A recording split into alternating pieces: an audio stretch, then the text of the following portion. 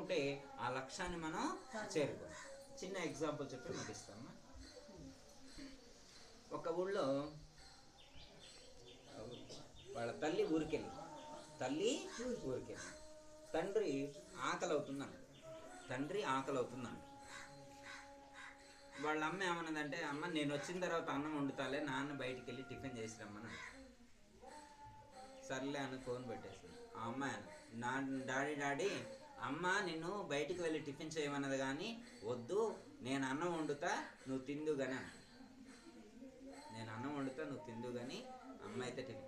నాకు అన్నం వండటం రాదనుకుంది, నేను రోజు చూస్తేనేమన్నా అమ్మ ఎలా అన్నం వండుతుంది. వాళ్ళ అమ్మాయి ఫండమెంటల్ ఏంటంటే, రోజు మా అమ్మ బియ్యం కడిగేది, నీళ్లు పొయ్యి మీద పెట్టేది, కాసేపు అయిన తర్వాత బియ్యం నీళ్ళల్లో వేసేది, కాసేపు అయిన తర్వాత దించేది, అన్నం అయ్యేది, అన్నం పెట్టేది. ఏం చేయాలి? బియ్యం కడగాల, తర్వాత నీళ్లు పొయ్యి మీద పెట్టాలా, తర్వాత బియ్యం దాంట్లో వేయాలి, కాసేపు ఉంచాక తీయాలి, ఇక తింటాం. ఇదే కదా అన్నం వండటం. మరి ఈ మాత్రం అన్నం వండటం నాకు రాదా అని చెప్పి పొయ్యి మీద గిన్నె పెట్టింది, బియ్యం కడిగింది, పొయ్యి మీద గిన్నె పెట్టింది, కాసేపు అయిన తర్వాత బియ్యం వేసింది, తర్వాత దించింది. పెడితే అన్నం కాలేదు, బియ్యం అలానే ఉంది.